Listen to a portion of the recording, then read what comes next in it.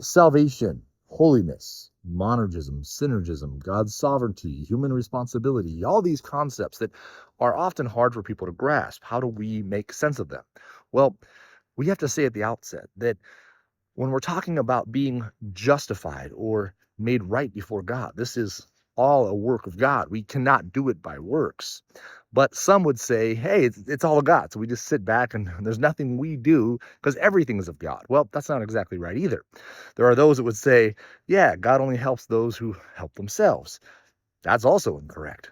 We see that God is working monergistically to save us, right? It's his doing alone. Yet in the process of sanctification, God declares us holy. He says, you are my holy people, but then tells us to be holy, to strive, to work, to seek to obtain the goal of holiness. So there is an aspect of works we do in our salvation, not to be justified, but to be sanctified. And ultimately, we will be rewarded and glorified in heaven. So we want to be clear that we're not in any way saying we contribute to our salvation in the terms of justification. But what we are saying is salvation is that process of justification, sanctification, and glorification.